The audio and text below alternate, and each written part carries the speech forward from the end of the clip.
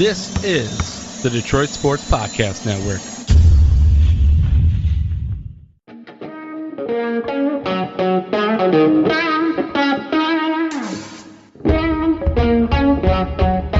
The biggest icon in podcasting.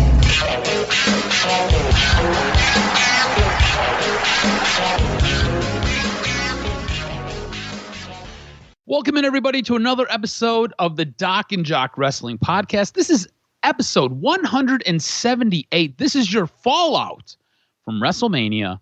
And on today's show, we've got a ton to get to, a ton. Apparently, D-Day is April 15th in the WWE. We're going to explain what that means. We are going to talk about the paychecks. Yeah, the paychecks. How much money the McMahons are making, because all of that was released. So you know we got to discuss it.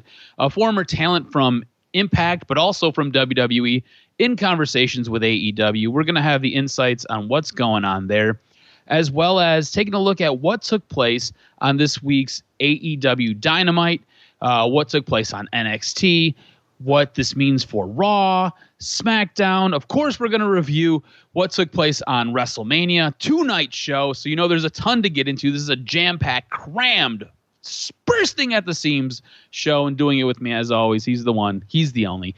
He is the Doc, John McEnroe. What's up, cuz? A lot of wrestling to talk about, man. A lot of wrestling. I'm glad we're doing it a couple days after WrestleMania, because if we would have recorded this on Sunday night or Monday, I would have been livid, because of the fact that you and I believe, are both in agreement that WrestleMania should be the culmination of everything that you've done in the world of wrestling for that year, or to wrap up storylines. And you feel like things should be tight. It should be your Grand Slam, perfectly executed pay-per-view. But unfortunately, the way it went down, there were a lot of like minor errors that people could gravitate towards. But with a couple days to reflect and to look at really what happened, there was still a lot of positivity that made WrestleMania the great event that it was. But you and I tend to be more perfectionists, and I would have been quite annoyed at several of the mistakes that were made, the botches, the repeated botches that we saw on night one. Yeah, so I wanted to ask you, we might be differing here. Did you enjoy one night over the other? Because you talk about the botches that took place in night one, and there were a few. But for me, I think the overall tenor, and that's what I'll go with. That's the word I'll go, and I'll use the word tenor. The overall tenor of night one for me was much more favorable than night two. I thought night one was a better delivery of the programming, a better wrestling show if you have to compare them side by side. I thought night one was better, but I don't think you feel the same exact way as I do. No, I do. I do think that night one was excellently done and things like that, especially with the memories of, having Sasha Banks and, the EST do her thing. But what I looked at it was there was a lot more errors in night one. But overall, in terms of memories, it was great in terms of Bianca Belair taking down the title. Great memories. But it was ruined because you had Michael Cole going, oh, she kicks out. It's like, what? No, Michael Cole, what are you talking about? The announce team botched a lot of things in regards to what was going on. And you realize this is a major moment. Michael Cole has to be the quarterback. Michael Cole, at this point in time, has the most tenure. He's the head honcho of the announce crew. And for him to botch that moment was weird. And to see just all the little mistakes that were made, especially with, the women's tag team match basically night one had more of the highs and lows. Night two was professional. It didn't have and deliver as many moments as night one. Night one won absolutely of the two nights. But by and large, I was looking for like perfection, ending storylines, having things make sense, not having so many mistakes, not having, if Lana is going to be put in the ring, you still can't protect her when she goes for a kick and completely whiffs at it. You can't cut away that much. And then you said it on night two. At one point, it was like they're wrestling in a ring, and it was like, cut, scene, up, down, cut. I literally closed my eyes. It was so bad that I was like, I can't follow this. This is not even a second of footage before cut scene, move. And you said you even got ill physically trying to keep up with what was going on there. That doesn't need to take place in your biggest show. So I was looking more at some of the finer details, but a lot of the angles that we're going to get into were great. I'm looking at collectively in terms of the fact that the McMahons have been doing this for damn near 30 years. You don't think that they can atone for rain or figure out how to handle certain situations or what wrestlers need to work with what people? A lot of botches, a lot of errors that you and I looked at and said, why is this happening with the top company? You said, look, the rain threw things off. The rhythm was off with a lot of things on night one. But at the very least, I will compliment them. The unscripted promos came off great. It was 30 to 40 minutes of pure passion and emotion that I'm glad will not be cut from the WrestleMania rewind and the footage you can go back and watch. The promos are great. Unscripted, very passionate. Kevin Owens delivered. But like I said, I was looking for crisp wrestling action, no botches, no messed up situation. And especially, how do you not at least wipe off the ramp so one of your divas doesn't fall on her ass and make a meme of an embarrassing quality, of an embarrassing nature to that degree? So I just looked at it and said, it's not what I'm looking for in the standard in which perfection needs to happen at WrestleMania. Yeah, the heat and the humidity, and this is something that we both have realized watching a lot of AEW, and I think a lot of times wrestlers just aren't prepared for it until you get used to it. And the heat, the humidity, the outdoor element, the rain, everything that took place with night one, and you did see a lot of slips. You've seen a lot of random, unorthodox botches, things that just were kind of out of the ordinary.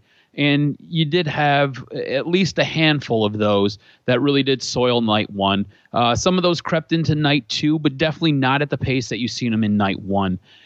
Before we get into really breaking down what took place with WrestleMania, did you have any issues with everybody basically being sardine canned into an arena, not being forced to wear your mask, and to honestly, it felt like if anybody was going to come out of there with COVID, it was because everybody was stuffed into that place like they were. Yeah, I wouldn't. I would have triple masked up. I'm still not ready to do that group thing yet. It was good to see the live crowd. It was good to see some of the heat, some of the cheers. It was great to see and be a part of. Look, at this point in time with COVID, if people are willing to risk their lives, it's a free society. You could tell somebody, hey, don't go in this pool, you will get AIDS. But if it's a nice warm pool on a cold night, you know 4 or 5 blondes going to show up in there and jump in, be like, I won't get it. And you're like, you're going to get AIDS. It's 100%. This is the AIDS pool, AIDS. You get it, you jump in, and they'll be like, nah, I'm not getting it. It's just the way it is. You could tell people facts in 2021, and they'll find a way to live their life and do their thing. That's part of a free society. So if you went, God bless. Hopefully you were vaccinated and you one of the 99% that if you do get it, you survive it. Yeah. For me, it was totally nuts watching all these people just like wearing masks like around their chin and like on their foreheads. It was crazy. There was a tweet of a guy who was like, yeah, I got tested for COVID and I got it, but I'm still going. Oh, like, no. What? Like, what is going on here? Oh, send that to me when you get a chance. Oh, yeah, I'll God. find it. Yeah, I'll go down that rabbit hole. Oh, my God. The comments got to be crazy. Oh. It was bonkers, man. It was unreal to watch this. Now, like you said, all the people being in there was great. It was fun for me to at least watch the reaction of some of these younger wrestlers who are experiencing wrestling in a WWE ring and having a jam-packed crowd take in what they're about to do. And that raw emotion was unreal to watch. And I really enjoyed that. I thought that was fantastic. And I think that's where we start with night one. The unreal raw emotion. You have Vince McMahon come out, open up the show, talk about what the fans mean. You see the impact of the fans on the faces of wrestlers like Rhea Ripley as they're in tears because the energy, they just haven't experienced something like that. And that leads us to our very first bout. Bobby Lashley taking on Drew McIntyre, and Bobby Lashley ends up retaining his belt via submission. Now, this was a good match. Thought this was a really good match. I was surprised this was the curtain jerk. I was surprised this is what we kicked off our 2-night venture with. And I thought it was a fantastic match to do it with. But like you had mentioned earlier, some of the announcing was a little bit suspect when you have Drew McIntyre basically being put down and you have a commentator telling you that he's passed out, but he pops right back up right after it. Right. Like you like, we're suspending disbelief as it is. Don't ruin it. And I felt like there was some of that kind of overshadowed some of this match. Yeah, and I could have, it was good that they let Bobby Lashley keep the title. And look, the respect that they gave Drew McIntyre was to be the first person out to get the cheers. So I'll look at it like from that perspective of, look, WWE was not in the business of taking the belt off of Bobby Lashley, and it was a good match, competitive, and to see, Drew McIntyre jump over the top rope, that was cool. It was a good match, and one in which they can be both proud of. And Bobby Lashley, bottom line, you and I went with our heart, but if we thought with our head, Bobby Lashley was the right guy to keep it. Yeah, for sure. Absolutely.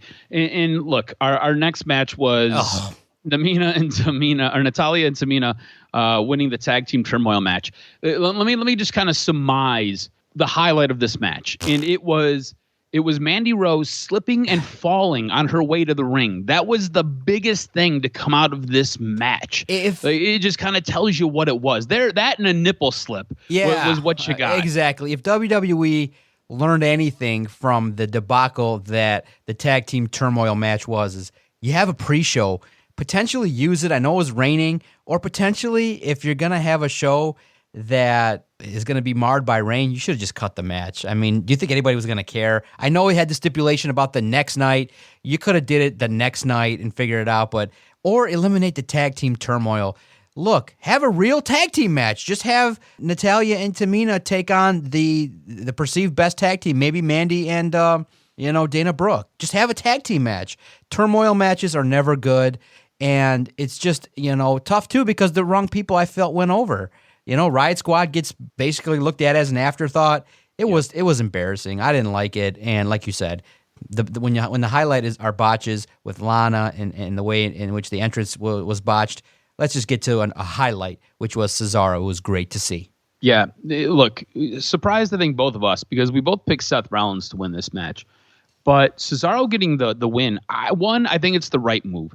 2, I think this is a fantastic way to put over a guy who does a ton of things really, really well. Like, you could make the argument Cesaro is a cornerstone of what the new WWE is. He doesn't get utilized that way, and I don't think Vince looks at him that way, and I don't think any of the higher-ups really look at him that way. But this is a guy who never gets hurt.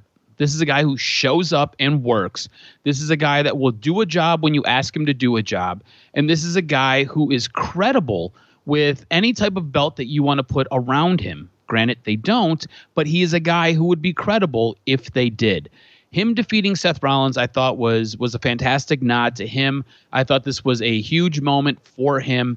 Again, this was not the direction you and I went with it, but I think we both agree. Cesaro winning was a fantastic, fantastic move. The crowd went wild. He had Seth Rollins on his head spinning. That was sweet. It was a high spot, and the crowd was really into it. So that's all you can ask for Cesaro. And you could tell it meant a lot to him to get the W, and a lot of the wrestlers and the boys and the gals supported him with tweets and saying, hey, you created a moment, you deserve it. And he's the prime candidate to get a push. I wouldn't mind seeing Cesaro versus Bobby Lashley. I wouldn't mind seeing Cesaro get a push potentially with the Intercontinental title. It's time to push the man. He's been loyal, and people like him. And that's why it was disappointing the next night, when you looked at it and you said, hey, why don't you use him a little bit more? Or why don't you use Cesaro on every show? The man, the brand split, the man's popular. And I think that, putting him on Monday and Friday, it would be no problem. But, hey, they're not doing it, and we got to wait and see how they're going to continue to utilize him on SmackDown, I believe, and we'll see where it goes. But I would have loved to have seen Cesaro open up Raw. That would have been cool. It would have been really cool to see that happen. It's something that was really cool to see happen. AJ Styles becomes your new tag team champion. Now, AJ Styles and Amos win. They ended up winning via pinfall. I thought this was a great match to one, highlight the big man. 2, you give some kudos to a guy like AJ Styles. At this point, AJ Styles is on pace to become a grand champ, right? He never had a tag team partner. He now does. He gets that notch underneath his belt. He is in a prime position to do a ton of big things. And before he retires from WWE and retires from wrestling, I think he will have won every major championship in WWE. And I think this was a fantastic way, one, to get him that accreditation, but also this was a fantastic way to put over the big man, put over Amos. They end up winning the tag team belts, and I thought this was a fantastic spot for really and truly everybody. Look, you didn't have New Day win, but New Day did not look like they were out of their league in this match at all. I thought they did a really good job giving the rub to Amos. I thought they did a really good job of building their characters and not really taking a back seat, even though they took a loss. I thought this was a fantastic match. Do you not agree? Great match because you made him look like a monster. He didn't do a whole heck of a lot, moved at the right pace as a monster. You didn't have him dressed like an idiot. Pure black and just move around the ring and destroy people. And you have to credit the New Day for selling and making him appear to be the monster that he is. The dude, Andrea even noticed, she's like, the dude is over 7 feet, 400 pounds. Oh my God. That's what you're looking for. And everybody said it. You're potentially looking at the next world champ in 3-4 years once you get him seasoned and once you get him regular reps so they can keep everybody safe. That dude is believable as the baddest MFer in wrestling. And that's cool to see. Yeah, I thought it was great to see. But also, too, though, he was giggling in the beginning, kind of broke kayfabe a little bit. Then he got serious when the match started, which, they got to get figured out. But that was cute. He was like, he was excited, but he was. You seen that with a lot of them. I love that rawness, that realness. There was a lot of them that showed a lot of emotion. And before we get done with night one, we're going to talk about a lot of that because it was all over Bianca Belair's face. But before we got to Bianca Belair, look, no big surprise here. Braun Strowman absolutely annihilated Shane McMahon. Yep. We expected this. There's always got to be one big Shane high spot. He ends up getting flung from almost the damn near the top of the cage as Braun Strowman was able to rip the cage to pieces, essentially. But I think the big story coming out of night one wasn't just what took place in the main event. It was the match that led up to the main event. You had a guy like Bad Bunny look like the real freaking deal. And Bad Bunny and Damian Priest end up defeating The Miz and John Morrison. And I think you have to give a ton of credit to The Miz. You have to give a ton of credit to John Morrison. Both of these guys called a fantastic match with Bad Bunny to make him look like he deserved to be in that ring. We were both really skeptical. We were both really nervous about what he was going to do in the ring. We thought for sure if there was going to be somebody bumping around and there was going to be a guy taking all the spots, it should have been Damian Priest. But that wasn't the case. Bad Bunny earned his spot in the WWE ring. He earned his spot going up against The Miz and John Morrison. And look, it wasn't all of him, right? He was a part of it. But I think the argument could be made that 70% of that match was what The Miz called. And this goes down as, I know The Miz lost, but this goes down as a huge win for The Miz. When we look back on The Miz's history, and this is where I think he deserves to be held in the same respect as John Cena a couple years ago. This is a guy who comes to work every single day. This is a guy who puts it in. This is a guy who can make stars. And we're talking about Bad Bunny possibly being a wrestling star. This is a guy who was just like you and me, walked in off the street and went toe-to-toe for a good 15, 20 minutes and looked like a real deal. I thought this was a fantastic match. I know you were blown away. In our group chat that we had going on with our buddy Kenny, we were floored by what he gave us, and we were floored at the job The Miz did at really putting him up. Absolutely. The Bunny Destroyer, which if everyone's doing it, and how really serious is it? But it's a tough move to execute. So he set the standard. That's all you can say is he set the standard for what celebrities got to do, and he earned everybody's respect. The look that Miz gave when he did it was crazy. To see the Bunnies was great. I thought that their performance was great. And look, Damian Priest is legit. He has a presence. You want to watch him perform. So by and large, it was a home run all the way around. Good lead up into the main event. Yeah, now the main event I thought was spectacular. There's a couple things I want to talk to you about with the main event. Now, you talked about that Raw emotion. Bianca Belair was in tears as this match started because, again, this is her first match in front of a live crowd. This is her first match in over a year with people on this stage. Absolutely bonkers. On top of that, she's going for the SmackDown Women's Championship, which is a huge monumental moment for her. I didn't think she looked out of place in this match. I feel bad for Sasha. Sasha, I think, is 0-6 in WrestleMania events, which was a stat I did not realize that I wish I would have knew, and I wish I would have brought up a week prior that she was 0-5, but she's now 0-6. And I don't think Bianca Belair looked like she did not deserve to be there, did not look like she did not belong to be there. Her and Sasha made beautiful music. I thought her hair whip on Sasha, you heard the crack of it. It sounded like it was a baseball bat connecting with a ball at the ballpark. And you seen the welt that it left on Sasha. I never took that move seriously. I always thought it was kind of a joke and thought it was funny until the end of this night, and I seen the gash that was left on Sasha Banks. I thought this was a fantastic match. I thought the right person went over. I was excited. I popped hard. I loved this. This might have been why I think I liked night one a little bit more than I liked night two. I loved the way that this main event finished. I loved the way that it capped off this night. I thought this was a spectacular main event, and I thought this was a great women's match. Yeah, it was good. It wasn't exactly flawless. There were some moments. No, absolutely not. And it was good to see Sasha slap her to get the taste out of her mouth. Hey, we got to wrestle here. So, by and large, though, I thought the match was what it needed to be. It was a great moment. It was a culmination of a great first night of WrestleMania, the signaling of a new era. And like you said, the hair whip was awesome.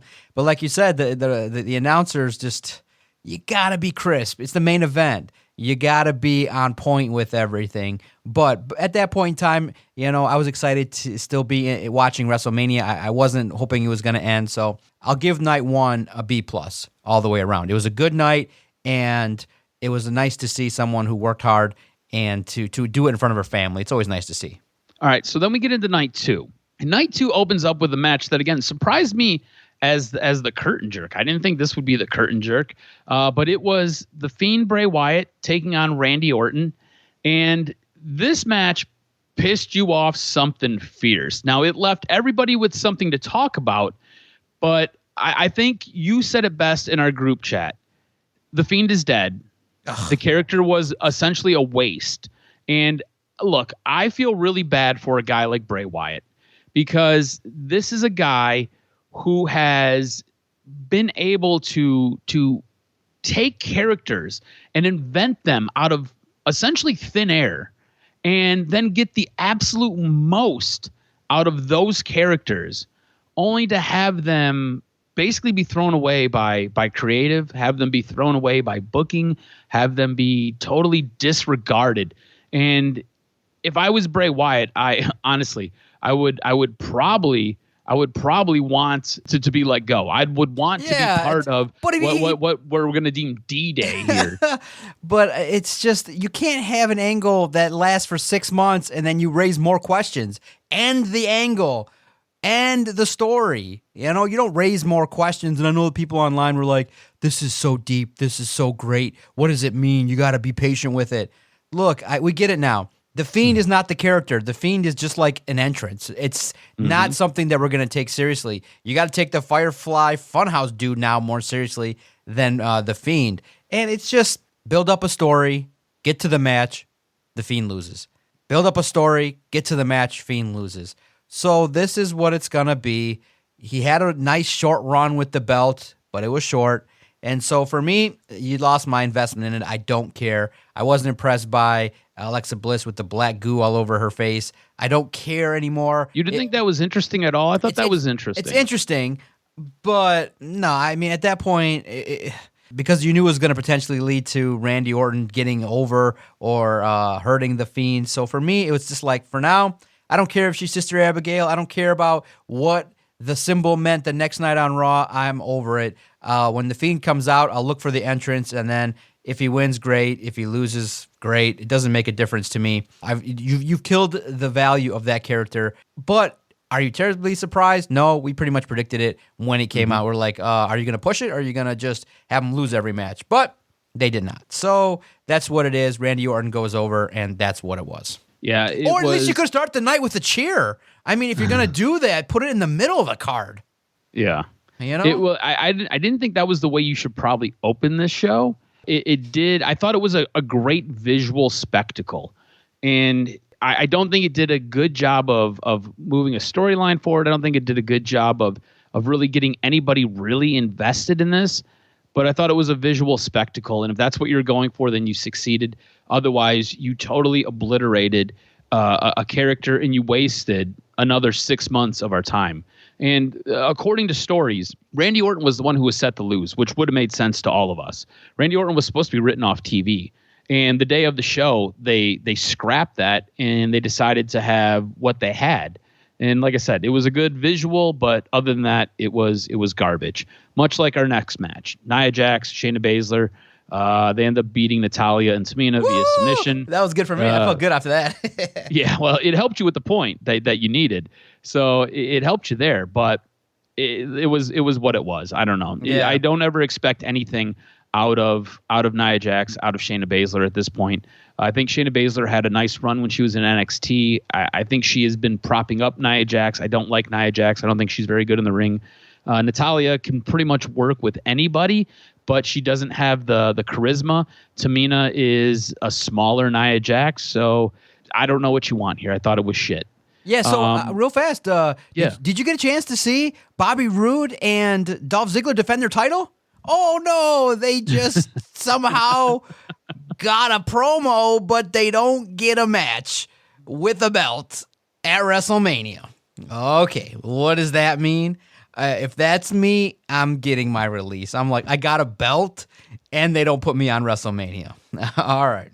My belt means nothing. And doesn't mean anything, apparently. Their belt means nothing. But, nothing. It just shows you how they're valued, though. Right, they're not valued at all. Exactly. Now, Kevin Owens ends up defeating Sami Zayn via pinfall. Shocker to nobody, right?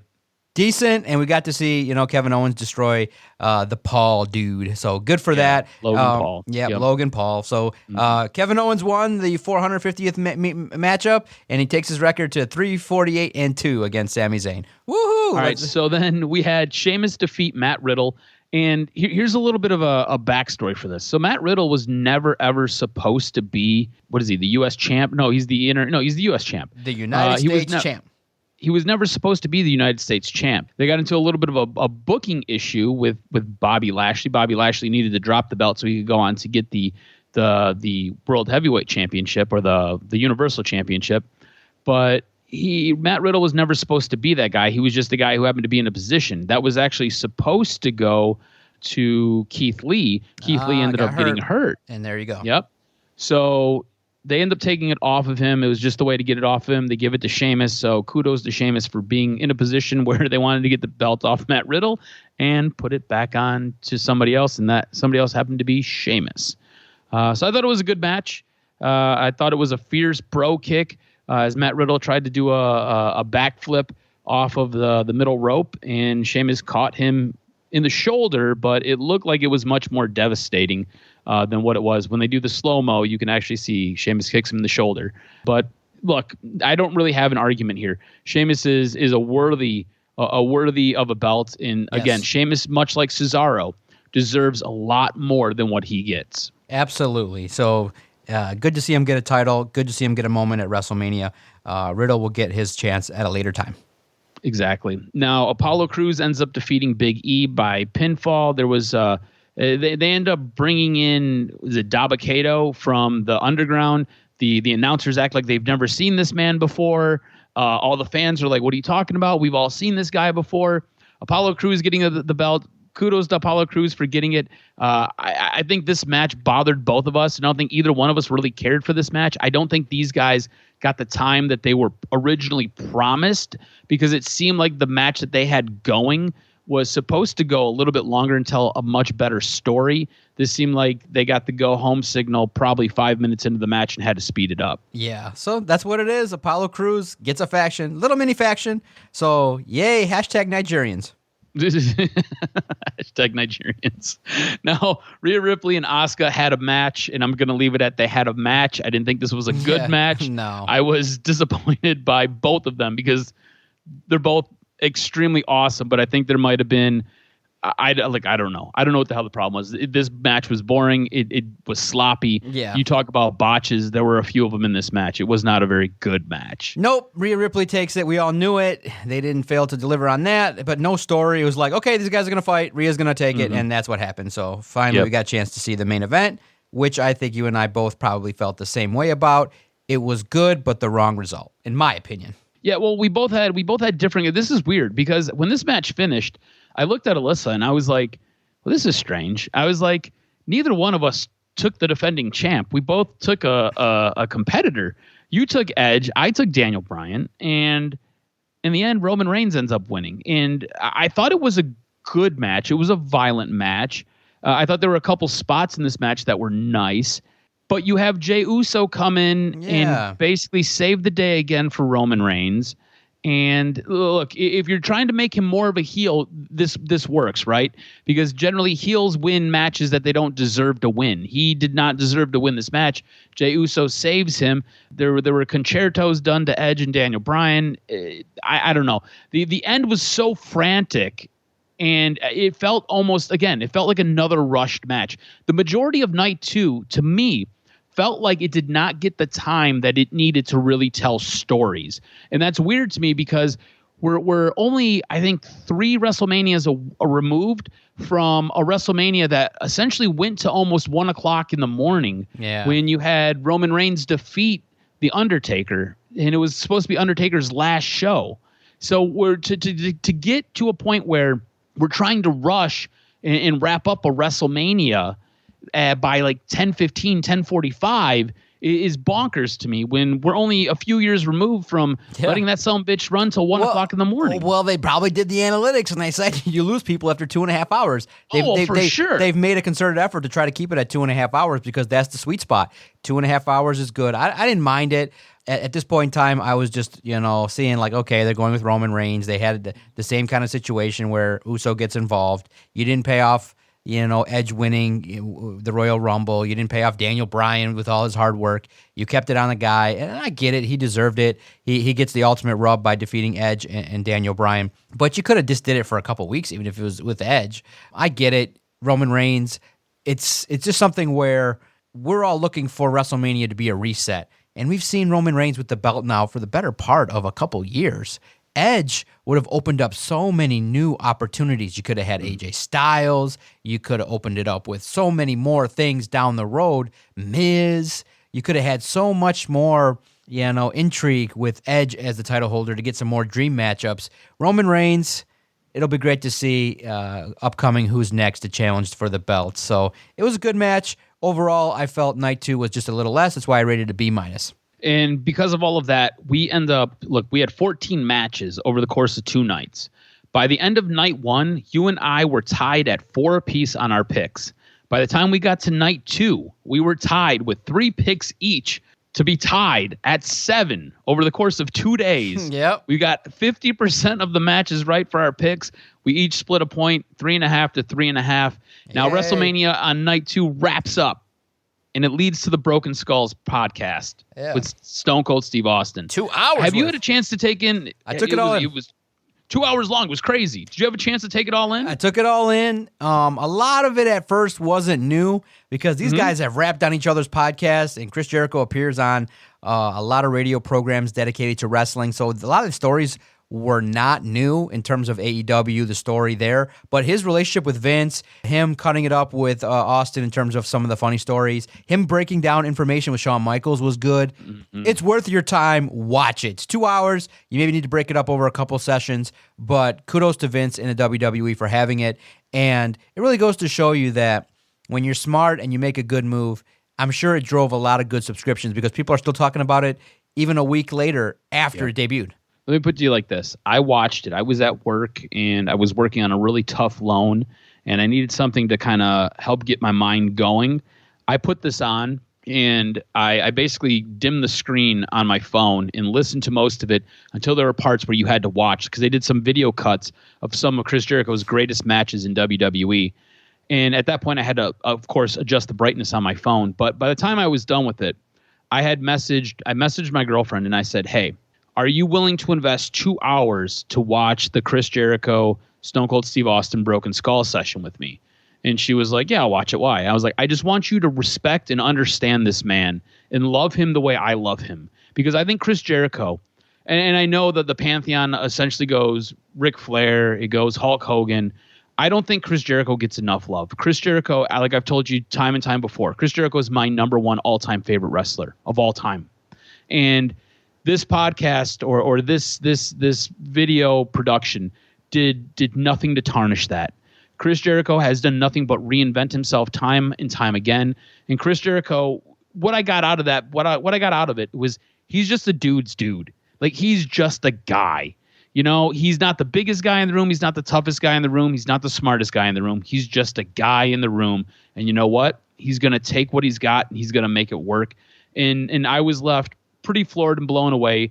And again, it wasn't like it was rehashing anything new, but it was entertaining and it was fun to watch. And it was great to watch him and Stone Cold interact with each other, just being guys. And I thought that was fantastic, which then gets us to Monday.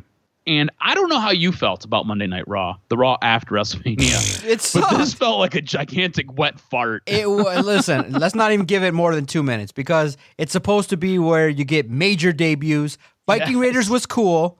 Very cool to see them come back, but we've seen them before. Charlotte, but the announcers even got their names wrong again. Yeah. Charlotte coming back is not, and acknowledging the fact that people come at her and that she's holding people down. Horrible. It's horrible. It was not to the degree in which we would say, "Oh, this is the Raw after WrestleMania." But it was horrible. Yeah, it was to the degree. It's a letdown because you're coming after a show with fans. The screens were nice. Kenny definitely made a good point that the design of the screens were a lot better, but it just was not. It was, of the last 5 years that we've been talking wrestling incorporated into our podcast, the worst one by and large. Yeah, it was not good at all. And this was the debut show of a new announcer. They adjusted the announce team. You had Adnan Burke, formerly of ESPN, now doing the commentating. Takes over for Tom Phillips. I did mean to figure out what the hell happened to Tom Phillips, and I got busy doing other things and I haven't figured it out. So I'll let you know next week what happened to Tom Phillips. No, I can tell you. You don't have to tease it that long. He's doing other projects for the Peacock and behind the scenes stuff. So he's still okay. He has a big role with the talent, but he's doing a lot more stuff with Peacock. More of a production role. Exactly. Makes sense. And some of the feature stuff that goes on with interviews and stuff like that for some of the stuff that's going to be appearing on the new Peacock WWE content side of things. So, okay. But the way I'll describe... And you get Corey Graves, who probably should be the lead head guy, and Byron Saxton. Yes. So, and the way I'll describe Adnan simple is it was like an outsider doing a wrestling show. And what he's got to ease into is a guy doing a wrestling show, not a baseball guy doing a wrestling show. Be the guy that's into wrestling, and it's going to come with reps. He has it. He's just got to time it right, and he's got to get more reps. But it sounded like basically if they took like a Bob Costas and stuck him in there, and he did it. He sounded like he pointed out the fact that he was super new, and there was a point where I was like, "It's cool, we understand." Like, I like that some of the time, but I don't need it for all 3 hours of this program. Exactly. So he'll get better. He's got a good starting point, and it was a B- situation for him, so he'll get better. I expect a lot more from Adnan Burke on Monday Night Raw. So tonight is SmackDown after WrestleMania. This has to be a lot better with the 2 hours. It has to be. Right? And you're going to establish what's next for Roman Reigns at WrestleMania Backlash. You know, Edge, do they now feud with Daniel Bryan because he cost him the belt? Possibly there. You could have an extension there, but a lot of good things will happen. I'm excited for SmackDown. I think it's going to be a good show. I mean, I hope so. It has to be a lot better than what we got for Monday Night Raw. Yeah. Monday Night Raw, like I said, was basically a dirty diaper. I think you do get some type of a build for Roman Reigns. Don't be surprised if you find out what's going to happen with Bianca Belair. I think the one thing that could save Monday Night Raw, and this is something that we were talking about in our chat in our group message. And I wish we could let everybody in on it because it's pretty good. Like, our group message is pretty good. But we were calling because Monday Night Raw was so bad. We were calling for Becky Lynch's music to hit. Yeah, just Becky Lynch's music to hit. Becky, like every 5 minutes. Where are you? Yeah, Becky, something new, something fresh, something big. No. If we could get Becky Lynch's music to hit with Bianca Belair, that'd be great. But don't be surprised if what you get is Bayley and Bianca Belair pairing off to at least kind of kick off her run as the new SmackDown Women's Champ. Gotcha. NXT, though. I thought NXT was pretty good this week. Absolutely. I thought NXT and I thought AEW held up their own. I thought they did a really good job. But NXT, and I kind of want to start off with Santos Escobar. Santos Escobar ends up unifying the cruiserweight belts at Stand and Deliver. And he comes out in his first title defense since unifying those belts, and he gets defeated by Kushida. This is Kushida's first belt in WWE, so it's a big deal for Kushida. But Escobar is a guy who has a look, has a bit of a flavor and a little bit of a swagger. Smackdown. He's great in the ring. And I could see him getting called up. Yes, he I want to deserves know, feel like he's going to get that push now. I think he does, right? Because he's got the uniqueness. He's got something to offer. I just hope he doesn't go the way of a lot of the characters and falls off and doesn't get the push he deserves. But it's really interesting because only a handful of the NXT people really have lasted, and their win percentage is not good. You're looking at maybe 30% of the NXT call-ups that came in hot have lasted, and it's really not a good number. So we'll see how it goes. But if he's going to go by the way of some of the others that have been called up, then no way. But if he does and he gets a good push and people like him, then we'll see what happens. Hopefully they don't treat him like Andrade. Hopefully it's a little bit more. It's a little bit better. Look, Frankie Monet's been talked about now for a couple weeks. They've been doing a couple different vignettes, if you will. Things alluding to who this new person is. If you're in the know, you kind of figured out it was going to be Taya Valkyrie. Formerly of Impact. Yes. What, like, you watch a ton of Impact and you've watched Taya Valkyrie. What did you make of this debut? I mean, a lot of people online didn't like the fact that she's holding a dog, but I didn't care about the dog. Yeah, I thought the debut was fine, and I think that what will need to happen is you got to kind of establish her more of the in-ring character. You know, the promo was okay. But I would say maybe you and I are both in agreement that maybe the delivery could have been better, the name could have been better, that you needed a little bit more from her because she's got the ability to deliver and be a star in NXT. And I think the best way to put it is it's good that they underdeliver at first because then she has room to grow. But at first glance, Frankie Monet, that name doesn't really hit, and it wasn't a Grand Slam debut, but it was a good debut. I think that she's going to do a good job. And to have her come in and to cut that promo was just fine for night one. Look, I'm on the complete opposite side of this. I thought this debut was absolute shit. I thought this was horrible. Like, Taya Valkyrie on the indie scene is a big deal. In the Impact scene, she was a big deal. She is John Morrison's girlfriend, right? Yep. It's like that right there makes her a little bit of a bigger deal. But she is a big deal. She knows what she's doing. She can cut a fiery promo. She's got a look. She's got a swagger. She's got it. She's a 5-tool player. Yep. And you give her this. You basically gave her cat litter, and you were like, "Here, make it happen. Do something with this. Make it happen." And she didn't. Like, I was so let down. I was so upset. I was like, I know what you can bring to the screen. I know what you can bring to the table. And this is not anywhere close to what your potential is. I was upset by it, but this is what I'll say. I think whoever was running Guerrilla for NXT realized that they had a dirty diaper on their hands with her debut, and they were like, cool, we can salvage this. And I think the way that they salvaged it was having Rhea Ripley's music hit, and that crowd went absolutely batshit crazy. And then you have Rhea Ripley come down to the ring, and she is face-to-face with Raquel Gonzalez. Mind you, they are roughly 6 weeks out from having a hellacious match where they beat the living crap out of each other, only to have them go nose to nose, eye to eye, and then raise each other's belts and cheers each other, to then have Bianca Belair come down, and the three of them stand in the ring, and you have this old photo.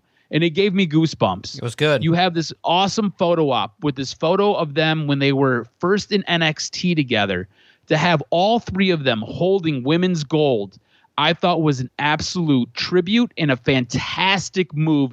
And you know what? It was a great way to save that dirty diaper that was Frankie Monet's debut.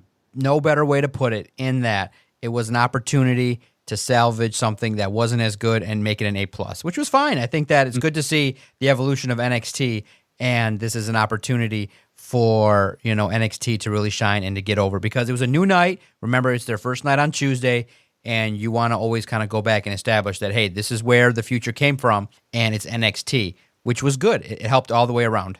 I thought it was a great moment. Let's move into AEW. So, and this has been one hell of a long show here. It's good. So I think we gotta speed this up a little bit. It's been a good show, but it's been long.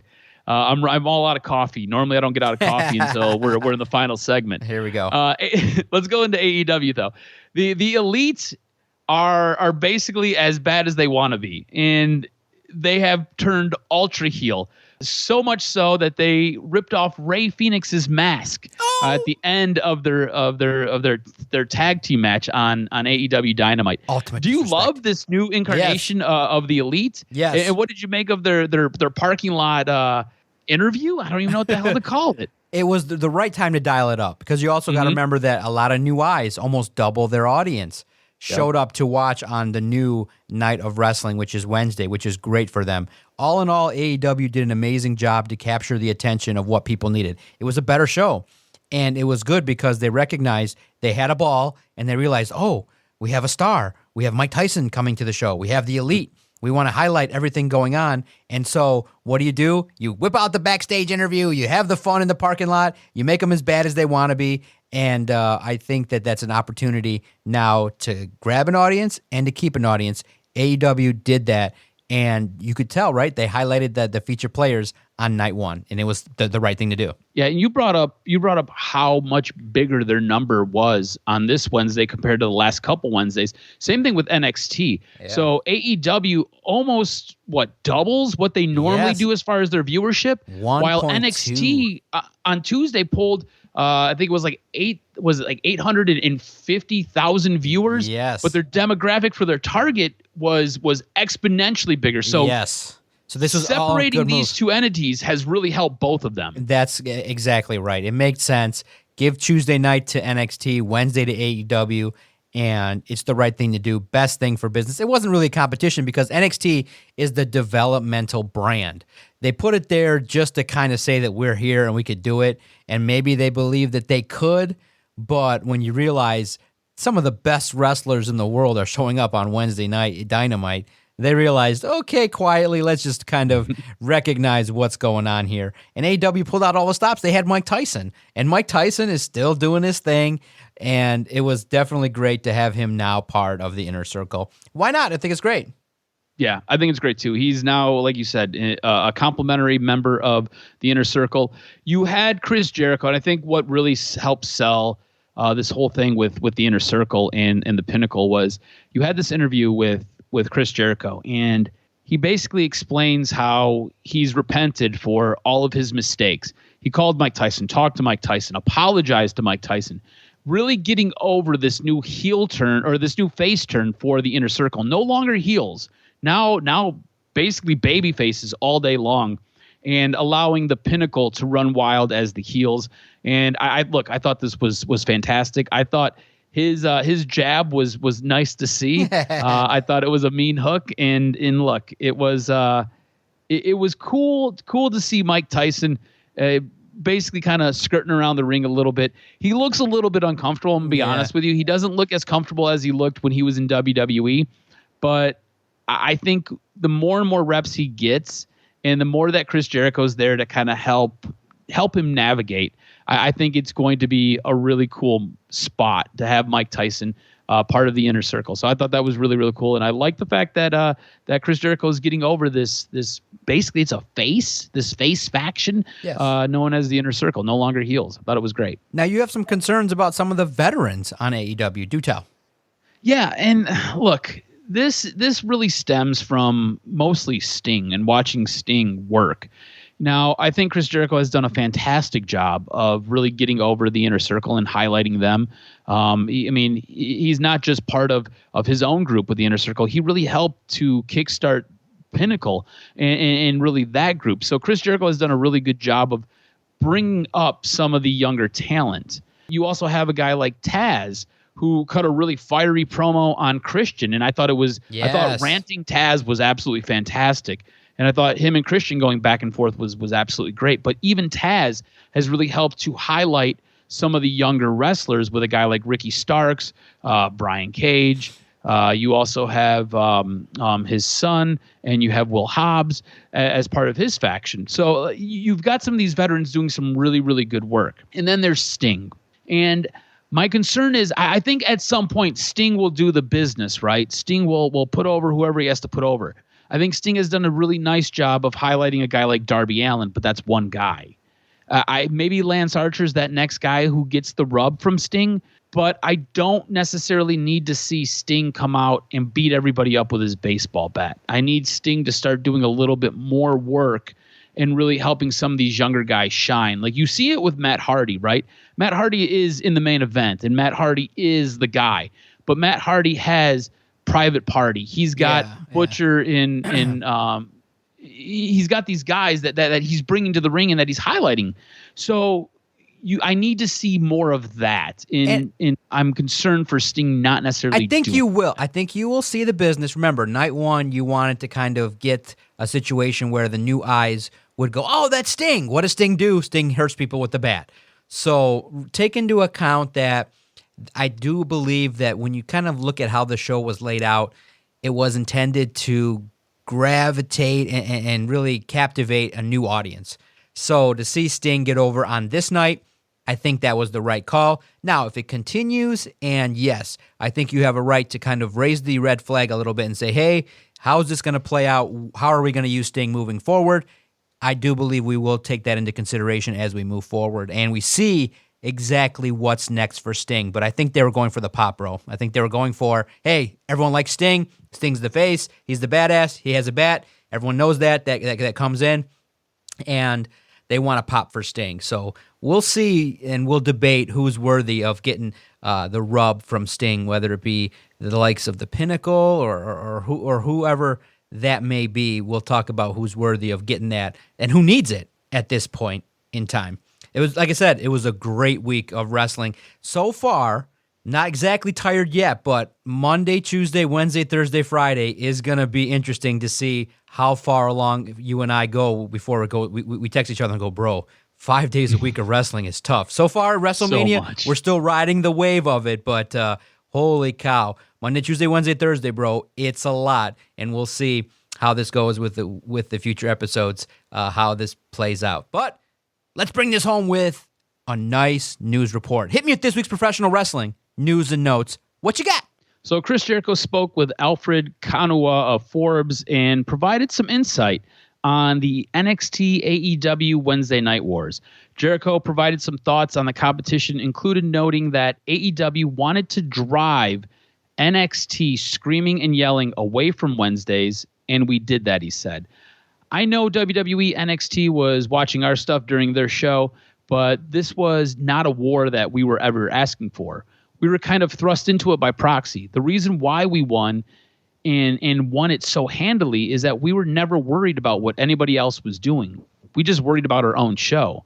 I think the best thing about being unopposed is now people don't have to decide. There's been a lot of shows that we've done with some great segments and some great moments that might have been missed because people were switching back and forth.